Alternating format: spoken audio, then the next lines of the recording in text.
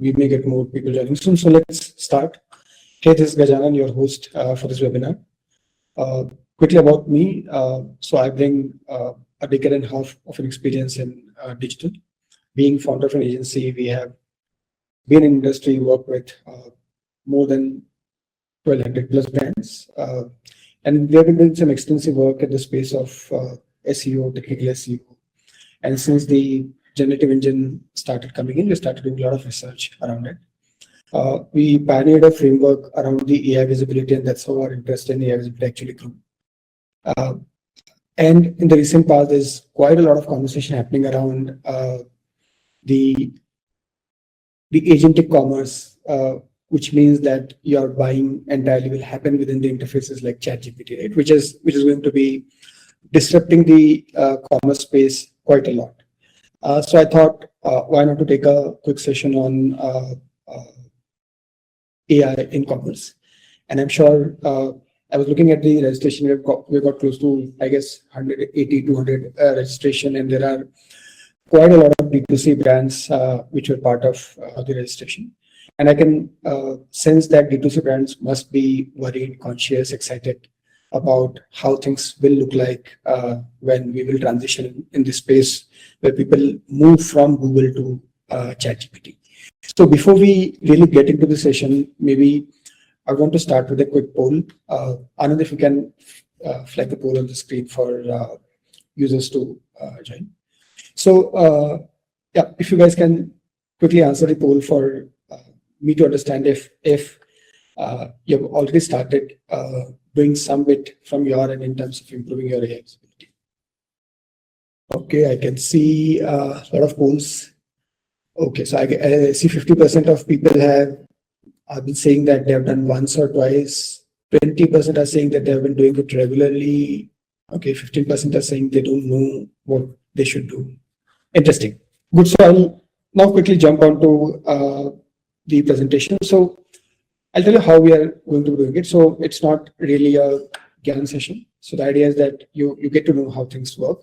We maybe do a quick live search on ChatGPT, show you how ChatGPT works.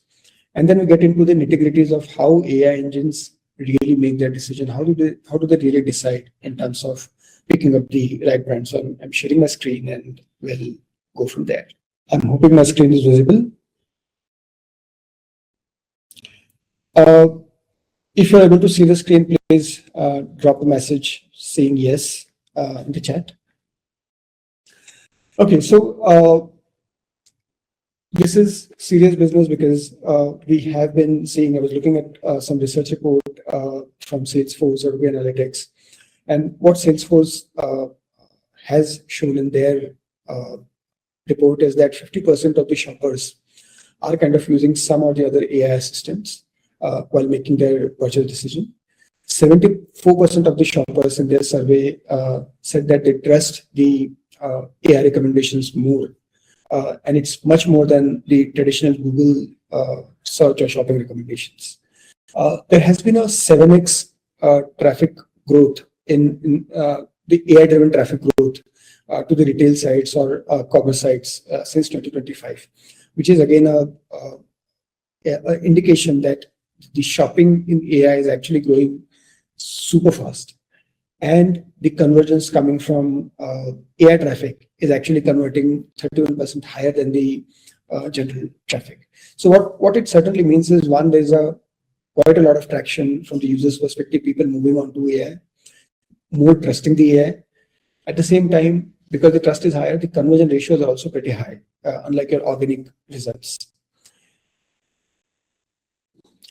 Now, since we know that this is definitely an important area for us to know about, we're going to be simply talking about 4 things today.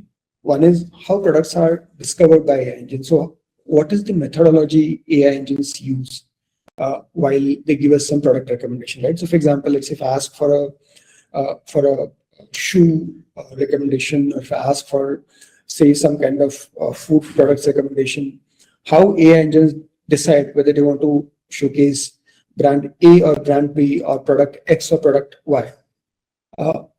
What is it that you should be aware of being a D2C brand owner? And I was seeing the data of the webinar attendees. I think close to 40% of the attendees are coming from the agency side.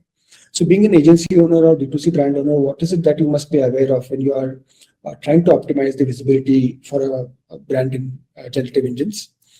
Certain action items which you can take it as a takeaway from this webinar, which you can kind of start quickly implementing. And then fourth is, how do you get the right intelligence? Because unless you know what is happening, unless you know they have the right intelligence, you would not know what to do.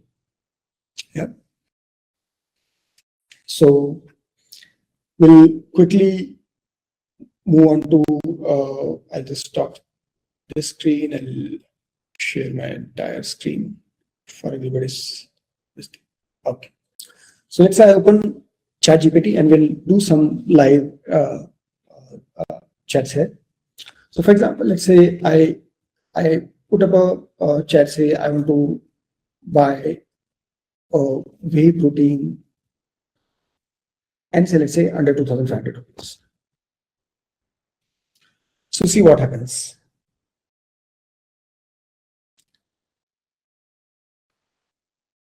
Now you see there are the product recommendations, and if you look at the answer, there are two things which you should be aware of. So one is the answer which you get over here in the answer, and then there is a shopping feed. You see there is a kind of a catalog here.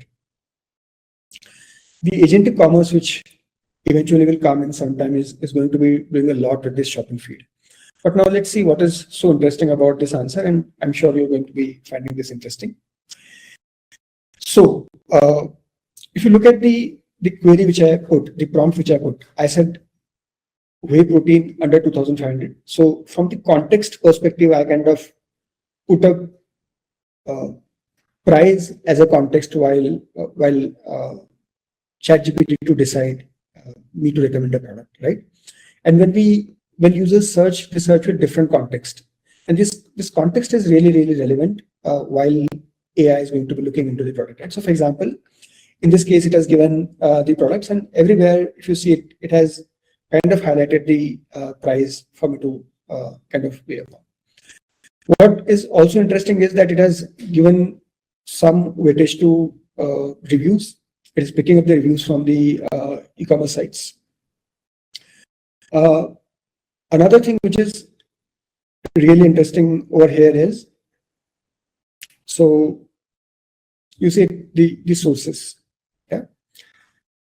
And there are two ways typically AI engines give the sources. Either it comes inline. So for example, here it is coming inline. Sometimes it gives you at the bottom. So in this case, it is inline. Now, if I look at the searches, right? If you see this best whey protein in India, if I click on it, you'll see that this is actually a blog. Yeah? So it has read a blog while making a recommendation. Okay. Look at this, Reddit. It has gone into Reddit to figure out something. If I go further, I'm sorry. Right. So again, different blogs coming from different sites. So what's happening here is it only looking at your product feed or commerce feed? No, it has actually looked at the blogs which are talking about adding some context to buying a whey protein. Okay. It has also looked at Reddit as a review. So this is very interesting because there is something called a trust layer. So how do AI engines decide a product? So trust layer, basically one comes from your product feed, which is largely the reviews coming from the retailer side. And second is the third party signal. Third party signal meaning your reviews seen on, or your discussions about your brand happening on forums like Reddit and other places. So that is something which takes into consideration. Now, let's say if I change this chat a bit, just to add some different context to it. I'll say I'm a beginner who is joining a gym. I want to buy a whey protein under 2,500 rupees. I'll add some more to the context. It must be good in taste. Now what has happened here is I've added more context. So I've added a context that I'm a beginner. So being beginner is a context, joining a gym is another context. 2,500 rupees was there earlier also. And now I'm saying that it should also be good in taste. So this time AI is actually need to make sure that when it is giving a recommendation, it is fitting into most of these contexts. So I'm searching again. Let's see what it gives this time. And you see it's searching. Okay, so it has searched. Yeah. And very, very interestingly, this particular site, Waysearch, has been coming up so well. In this case also, it has looked at Reddit. Okay, again, Waysearch. Okay, so looks like Waysearch has been dominating the search results pretty much. I can see all the sources here. Yeah.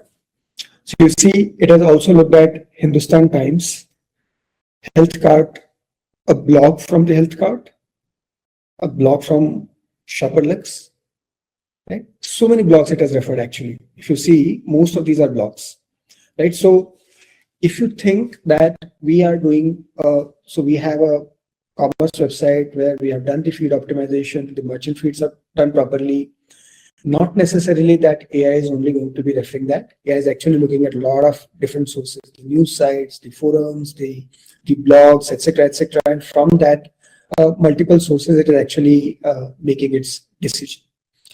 And every time we change the context, you will notice that the sources will start changing, or the kind of information coming up will start changing.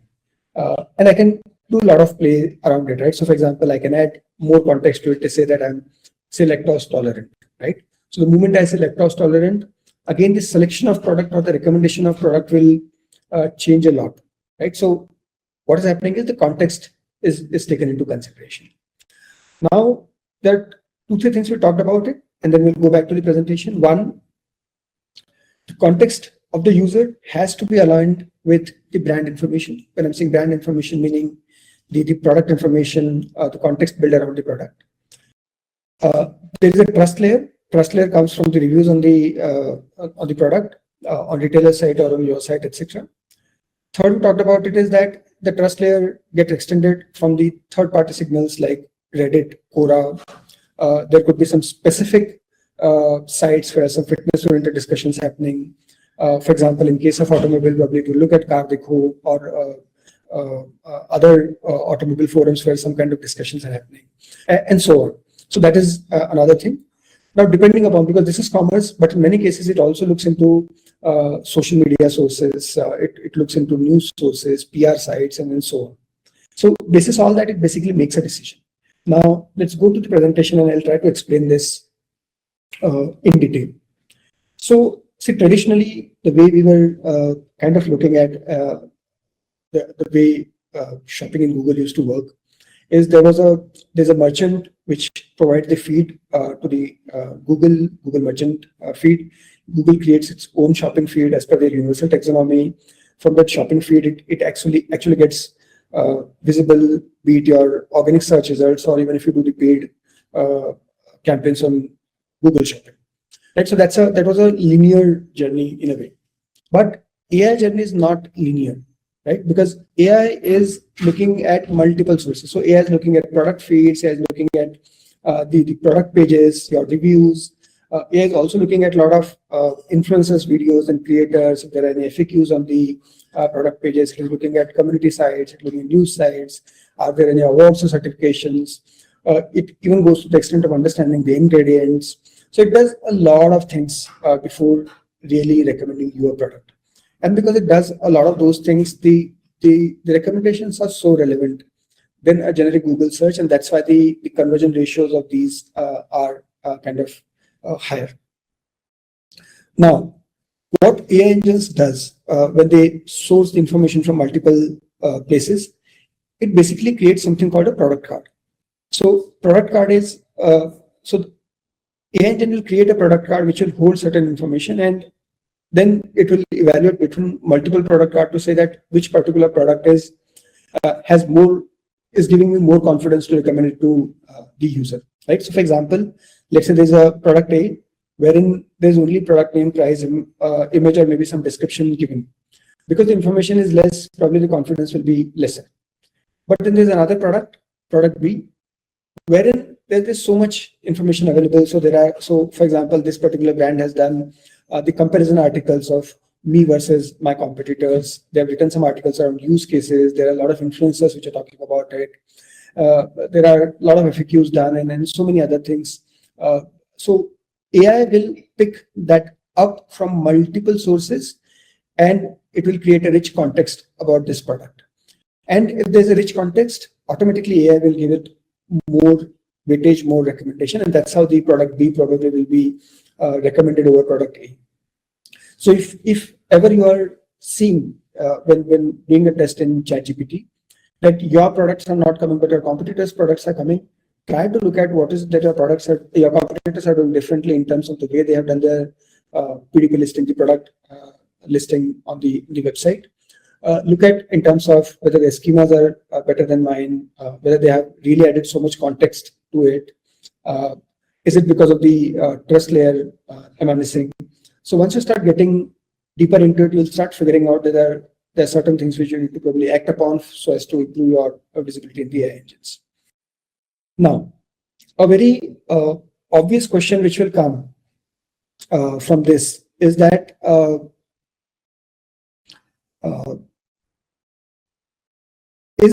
is it the same methodology followed by every AI engine? So for example, does ChatGPT, Gemini, Perplexity, Copilot, Claude, do they all behave in similar fashion? So answer is yes. Fundamentally, they behave in similar fashion. It's just that the weightages are different when they do the scoring. So for example, ChatGPT may give a lot of weightage to high authority sites like Reddit. Perplexity, on the other hand, may give more weightage to UGC sites or community sites, social media sites for that matter. Or Copilot may give more weightage to some other sites. So they have their different ways, the way they evaluate it. And that's where the only difference comes. Otherwise, fundamentally, the methodology is same, wherein they create a product card which has all the context information and then they try to match the context relevance while recommending the product. Guys, keep asking your questions. If you have your questions, keep putting it into the chat. I'll make sure that end of the presentation, I'm going to be picking up those questions from your end, one by one. If there's anything you're not able to listen to me, I'm not clear, etc., please put up your messages and the coordinators from my team will look into it and they'll notify. So we talked about the product card. Now, I was looking at the attendees data, and there are actually some pretty large brands I was seeing in the attendees. I'll not take the names, but and I could see that their products are listed not just on their website but also on Flipkart, Amazon, and other places. Now, if this is a scenario where you are selling a product from multiple retailers, what is it that you should be mindful about? So there are only four things which you, or largely three things which you need to be worried about or clear about. One is, am I doing enough to create the right, to give the enough data for AI engine to create the product cards?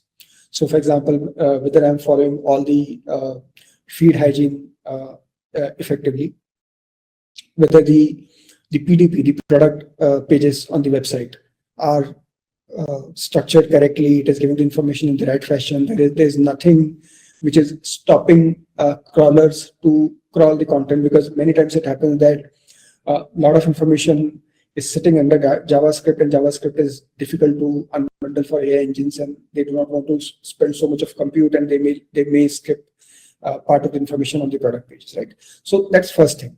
You have to make sure that I have enough information on the product pages, the feed is right, and AI is able to crawl and read it effectively.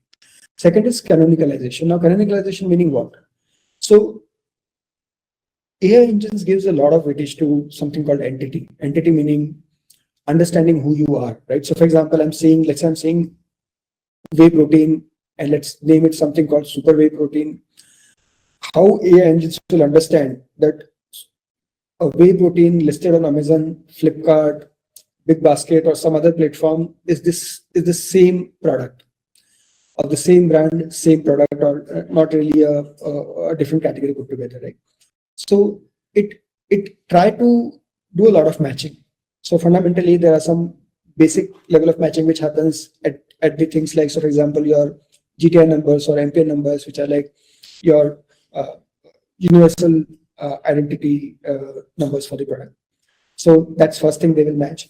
It will also match from the titles typically. So if your titles are really varying a lot across listing platforms, AI engines may at times get confused. So if you are following the right hygiene in terms of your retailer's listing, the AI engine's confidence will go up and it will start picking it up or recommending it better. Now, it may so happen that it recommends your product on Flipkart more than the product listed on your own website, which is fairly possible because that comes from the trust layer. Okay. Then the third thing is the context loops. Okay. Context loops is, constantly you should be figuring out how do we create the right relevant context around my product. And to enrich the context, you can look at a lot of things. So for example, looking at the customer support queries, what are typical questions people ask? Looking at your Google search term report to say what kind of things are being searched about my product. Look at the reviews or comments that will give you some level of understanding in terms of what attributes about your product are being mentioned more or less. So for example, let's say you're a shoe brand, right? So attributes in your case could be cushion, could be comfort, could be breathability of shoe fabric, and so on, right? So if these are the contexts, if let's say the comfort or breathability is something what people are more worried about while choosing a running shoe, it is really important that context is there in your product listing, or maybe on third-party platforms, which is very nicely related to or attributed to your product, so that AI can understand that, okay, make this particular shoe is right from the breathability as a context perspective, right? So context loops are very, very important. If these three things are taken care of, the agentic checkout era, which is soon going to happen, already there are a lot of ecosystem developments are happening wherein ChatGPT, I mean, OpenAI has done tie-ups with Stripe, and a lot of payment gateways are being integrated with the major engines. Soon we are going to get into an era where you ask a question to ChatGPT, ChatGPT will give you a product and it will give you a buy now option then and there, and you buy from ChatGPT. So eventually what will happen is users need not even go to your website or Amazon or Flipkart to buy a product.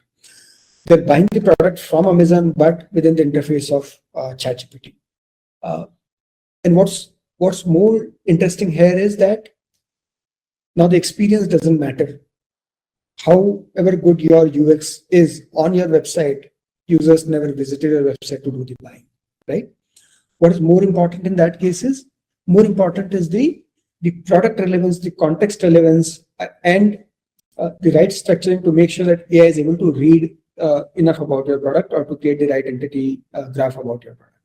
Okay, so if these things are taken care of, automatically the moment we get into the agentic checkout era, things will start moving up.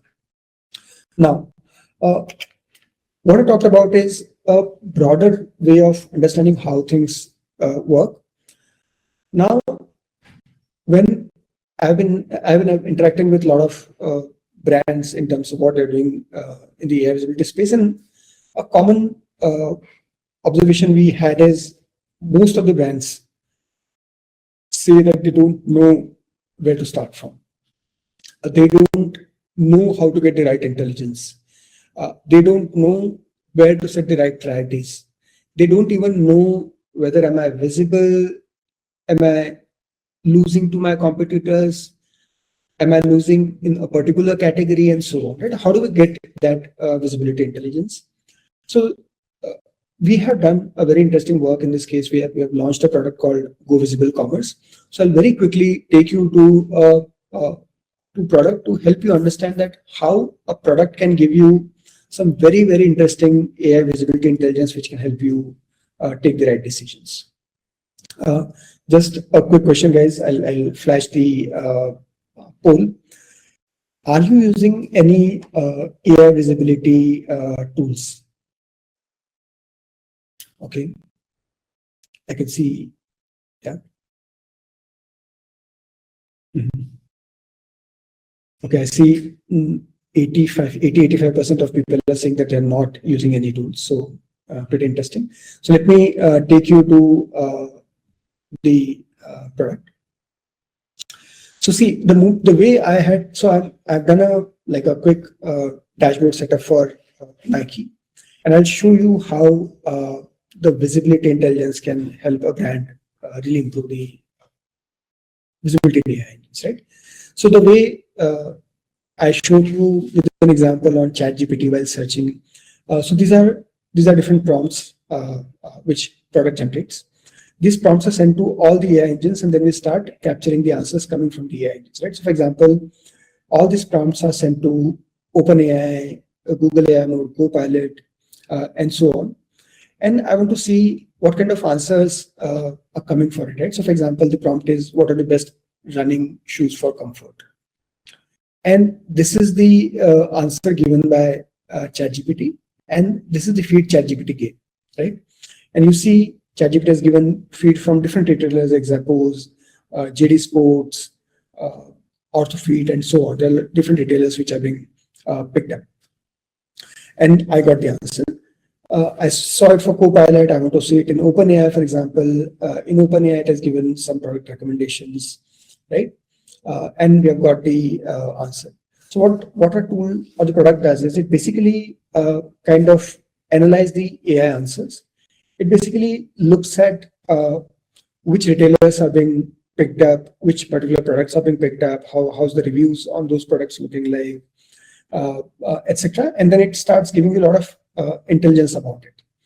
Not just that, it also looks at the sources AI is referring to while recommending certain products over others, right? So it basically kind of looks at and captures all the sources picked up by different engine. And then magic happens. Then we start capturing all this information, and we start defining how's the visibility looking like in different AI engines, how's your share of shelf, etc. So for example, in this case of Nike's dashboard, their shelf score is 84%. What it means is that from all the commerce catalogs which appeared in the AI engines, 84% of the time Nike was there. But along with Nike, there are a lot of other products coming, right? So then, and because of that, the share of shelf for Nike is 19%. What it means is from all the products recommended by AI engines for 50, 100, 200 prompts, only 19% of the products were Nike. Rest of the products were coming from other sources. And the share of DTC, meaning the product which was recommended from the Nike's website itself, was 19%. Yeah. It gives you, in this case, we configured for 3 engines only, but we can configure it for multiple other engines also. So it can give you understanding in terms of how's your visibility looking like in different engines, right? So for example, Nike's visibility in Copilot is relatively lesser. ChatGPT has a pretty high visibility over there. Now, depending upon the country, depending on the market share of generative engine, you can actually prioritize particular engines where you want to focus upon. You'll be able to see which are the top products picked up by AI engines. Yeah. I want to look at the shelf health.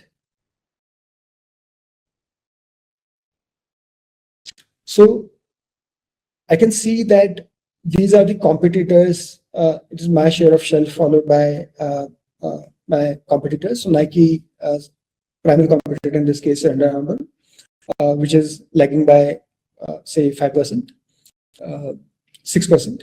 So which is 13%, and this is 19%.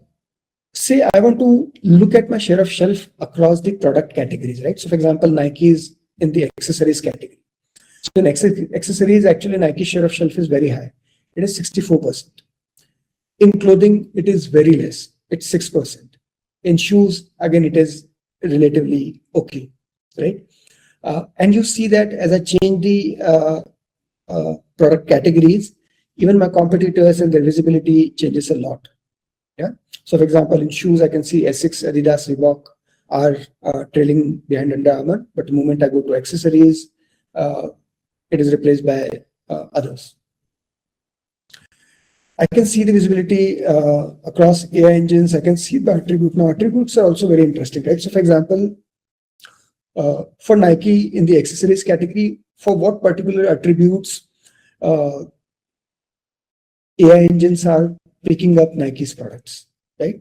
So for example, design, grip, lightweight, comfort, for all these attributes, the visibility is very good. But then there are certain attributes like durability, moisture wicking, sun protection, the visibility starts dropping, right? So, and you can see your, we can configure different attributes for the different product categories, and you can see that for which particular contexts you are missing, so that you know that I want to work upon these contexts, these particular areas to improve my PDP listing or the product feed, etc. So as to increase the relevance, and AI pickup will start increasing. Then we get to see the DTC versus retailer split, right? So DTC versus retailer meaning when AI engines are recommending the product, how much of the time it is recommending product from direct to consumer brands, DTC, from their own website versus from the retailers like Amazon, Flipkart, and other places. So in Nike's case, 81% of the recommendation coming from the AI is coming from the retailers and not from their own website, which is again very, very interesting. And let's say I want to look at what kind of particularly retailers being picked up. So I can see that Dick's Sporting Goods, Amazon, Shields, Walmart, Academy, and these are the retailers which are being picked up, and I can see their share of contribution. A lot of it is coming from the Google Shopping Aggregator, wherein it's like a Google Shopping result page where they show multiple merchants. I want to see specifically DTC brands I'm competing with. So it gives you a list of all the DTC brands you're competing with specifically. Then I want to move at the product level, more understanding in terms of like which are the products which are doing good or bad in my case, right? So for example, which products are moving up or down, where I'm seeing the price changes, etc., etc. So here we start seeing some very interesting information, right? So I'll let's say I should set it for shoes as a category, and I do it for my own brand. So these are different shoes from Nike which are being and the top products in the descending order which have been picked up. I can see the position in the AI answers. I can see the average rating for this product, which is reflected in the AI answers. And if I click on it, I get to see this particular product when it appeared in the commerce catalog in AI answers, be it ChatGPT, OpenAI, Copilot, whatever, which are the other products I'm competing with, right? So then you start seeing that this particular product was competing with some of my own product and some products from Reebok, Under Armour, and so on. And then I can see that how's the price variation happening across the listing. The same product on different sites, how's the price variation happening? So because many times it happens that there is some sale running, some of the discounts running on some retailers, and their price is lesser than yours, and you start losing, but you start getting these kind of intelligence as well.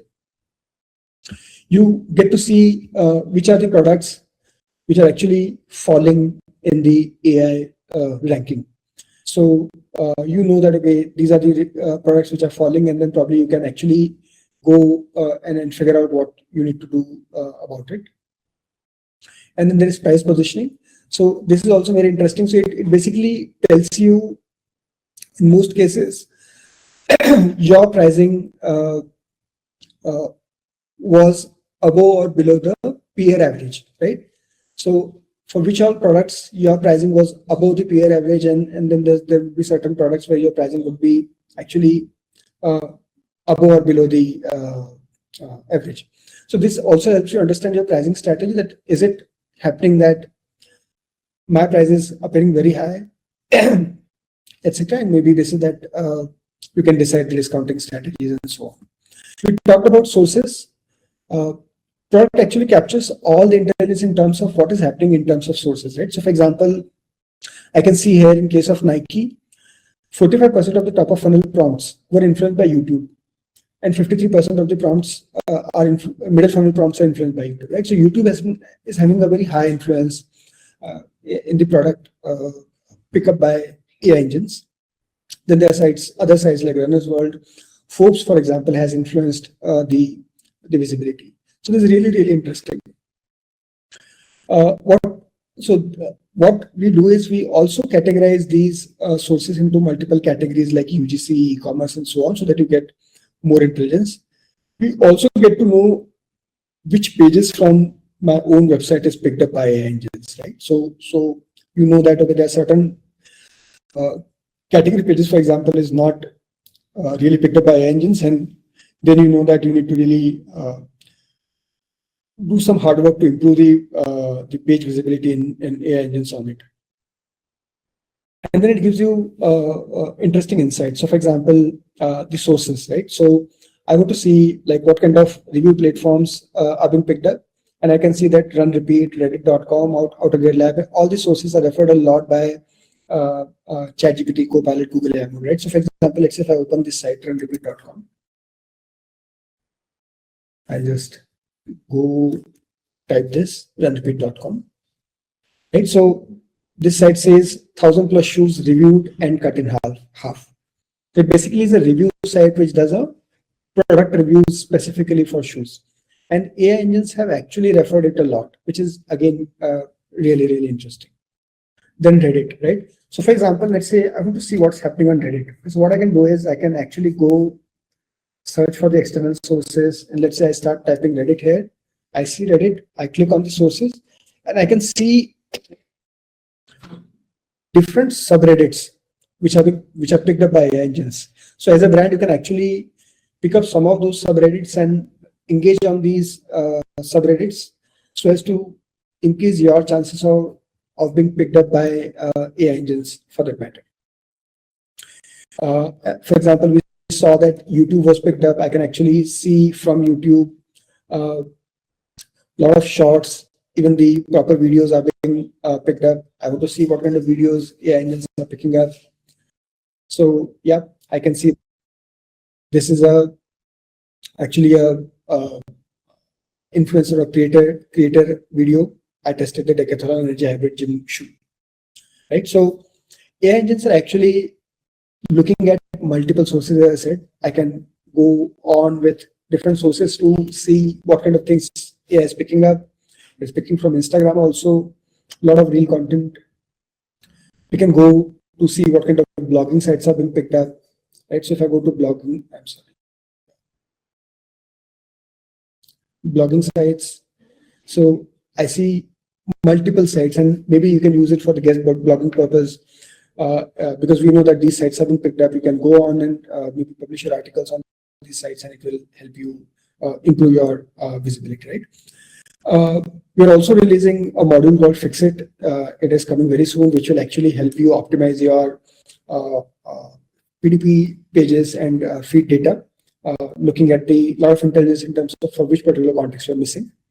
And once you have all those things done, let's say you start doing fixes, there's a progress tab which basically helps you measure the progress day by day, right? So let's say you did some fixes in terms of your product pages, etc. And then you want to see whether my visibility is improving or dropping over the period of time by doing certain changes, and you can play with it, right? So you can apply multiple filters of looking the visibility in a particular engine, looking the visibility across different stages of the journey, looking the visibility for specific categories of the product, and so on, right? So it gives you a very deeper understanding in terms of how your brand is progressing. So having this kind of an intelligence actually can help you plan the right strategies. You would be able to prioritize, like if I know that there are certain categories which are performing poor. So for example, in Nike's case, when we were looking at it, we could see that accessories share of shelf is very high, but clothing is doing very, very bad, right? So for example, in this case, maybe Nike can decide to prioritize on clothing as a category to improve the AI visibility, right? And then keeping clothing as a primary focus, they can get into details of everything, right? So DTC, and when I'm looking at, let's say, DTC and retailers, I can actually look at specifically clothing as a category and then apply this filter and then look at what is happening in this particular thing. And then you start getting a lot of intelligence across the product from multiple filters you can apply. And this will guide you in terms of your AI visibility efforts. So I'll go back to the presentation again. Right. So I'll again try to connect here.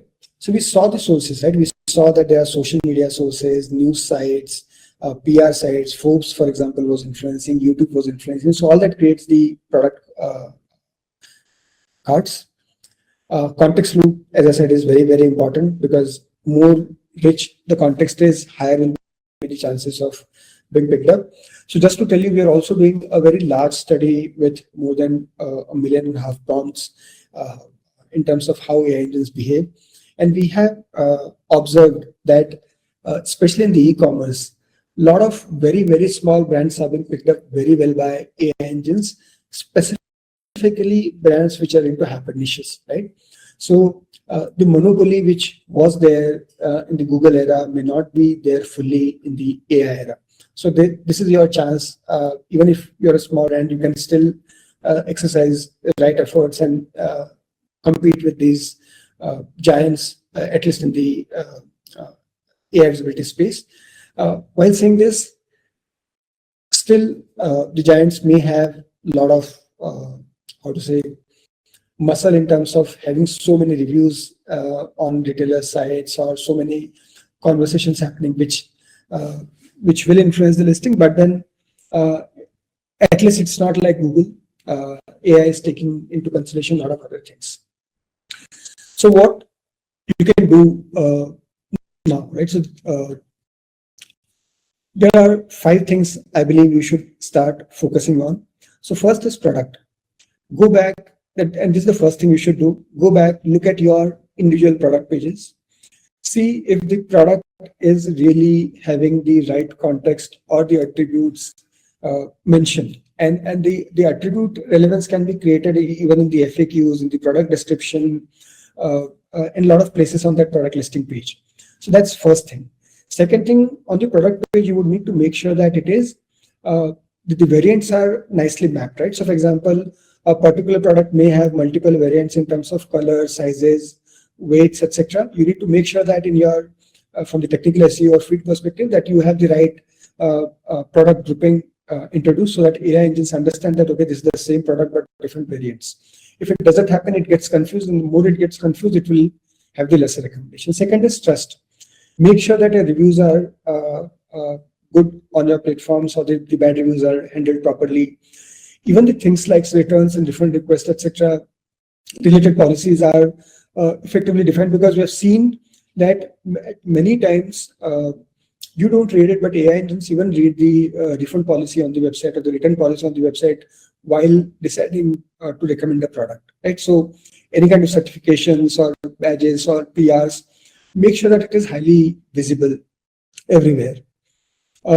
If you're doing your listing on multiple merchant sites or retailers, as I said earlier, canonicalization is very important. Your GTR numbers, etc., should be same. On all the merchant feeds, make sure that the stock availability is very clearly defined. The different policies are clearly defined. If that doesn't happen, again, you lose confidence. Context we have already talked about, but then context, as I said, do it in loop, meaning even if you have done your product page once, constantly look at newer context you are identifying and try to optimize your context over the period of time, and it will help you grow. So as I said earlier, context need not necessarily be on your product pages. It could be some supporting blog, some supporting PR, some supporting third-party guest posting, and so on. So all those different things can be done.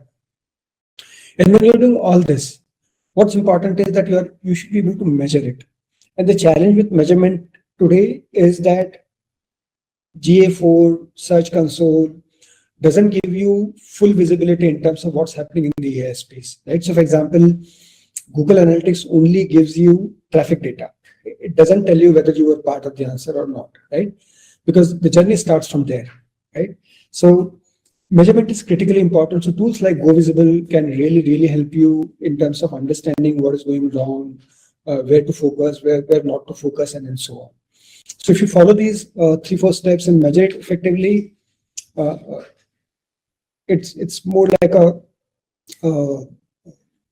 framework kind of a thing. So if you do these things, it's very likely that your pickups will start improving in the AI engines.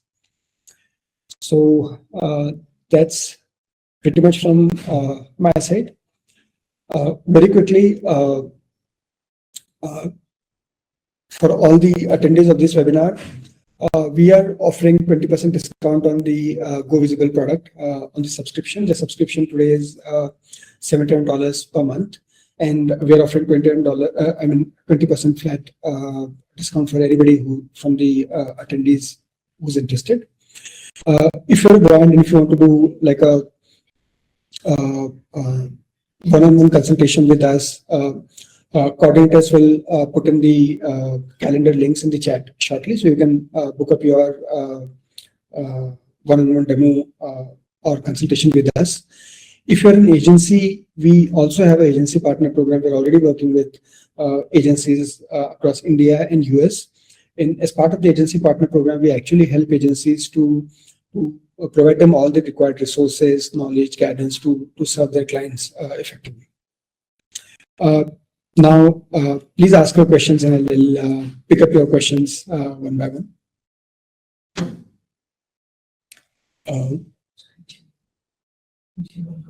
Okay, so I'll stop sharing my screen. Anand formatting will flash the questions and I'll take those questions. Anand, flash questions as per your, or maybe I'll pick up certain questions. Okay, so there's a question from Nasser. What you're saying is good for direct website, but for someone like me, I have a shop on Etsy. How can this done for it since backend is controlled by Etsy? A very good question, Nasser. So see, in this case, what you can do, what is in your control. So in your control, you have the Etsy listing in your control in terms of what information you're giving on Etsy. So for example, right from the product description to the images to all the information you're giving on Etsy is something which you can fully control, right? So make sure that when you're giving the description, you're doing enough research in terms of what kind of different context the product will be used. So I'll give an example here. So let's say I want to buy an umbrella for my grandfather. So in this case, and let's say my umbrellas listing on the website is talking about the size of the umbrella, the color, the pattern, the material I've used for the umbrella fabric, etc. But because I'm searching for my grandfather, probably grandfather will need a lightweight umbrella, easy to hold kind of a thing. So these are contexts, right? So if these kind of contexts are added in the description, the relevance will increase and the chances of being picked up will increase. That's one. Okay, that's one thing which you can control. Second thing which you can control is, as I said earlier, not just the product. The third-party platforms are also being looked at, right? So we've seen the Instagram reels, we've seen the YouTube videos, we've seen the guest blogs on a lot of other platforms. You can do, you can use all these leverages about your particular product, list it to the Etsy listing. Make sure that the product titles are uniform across because the entity recognition has to happen effectively. So all of these things you can definitely do. One quick hack which we have seen working amazingly is do comparison articles. Comparison articles meaning, let's say, Nike versus Puma, right? So do comparison articles in a tabular format wherein you try to say why my product is superior than some other popular product. AI engines love that kind of a comparison. It gets picked up very easy. Okay, any more questions? Okay, so there's a question which says, what happens if, okay, are AI recommendations biased toward large brands and marketplaces? Yes and no. Yes, because fundamentally the way AI engines have been working is they are giving weightages to trust signals. So large brands, so for example, let's say if I'll talk from two lenses. Let's say retailer versus D2C, and the brand level, let's say a small brand versus large brand. So let's say when I say retailer versus D2C, it may so happen that a listing on Amazon normally will have higher number of reviews than a listing on a normal website, because the trust factor is more on Amazon there in terms of reviews, etc. Chances are higher that it will pick up from Amazon. The other side of it, small brand versus large brand. So it doesn't matter much because we have done a very high level study on this already. As I said, close to 1.5 million prompts for the Indian brands. And we have seen that typically in the e-commerce, we call it Gini coefficient. 25% of the recommendation goes toward like large brands, but 75% of the recommendation still fragmented across a lot of smaller brands. So small brands still stand a chance to become visible, which was difficult to compete in the Google, but it is relatively much easier to compete in the AI engines. Guys, if you have cross questions, please feel free to ask your questions. Okay, so there's this question, Anand. What happens if AI displays incorrect product information? If you can flash that. Okay, so there's one more question from Aditya. Aditya says, what happens if AI displays incorrect product information? A very good question. We had a meeting last week with one of the leading Indian banks wherein they were worried because ChatGPT was recommending a credit card which they have stopped 2 years back, and they didn't know what to do, and it must happen now because we're talking in the context of commerce. First of all, look at what is the incorrect information which is coming up. If it is incorrect information in terms of stock availability, pricing, etc., it can be very easily corrected because largely it gets picked up either from your feed or from the PDP data. If the information is wrong about what product does, use cases information, largely this kind of information comes from the third-party platforms. Go look into the citation details in terms of what all different sources AI is referring to and which sources are talking wrong about you, and that will help you do the corrective action. You can also try to do like a force injection, wherein you try to create certain content which trains AI to say that, okay, this is the right information about my product. So that also can help certainly. You are showing product recommendations as example. Can you also show recommendations of certain products by AI like SaaS domain names which are not physical in nature? Yes. So Sakti, very good question.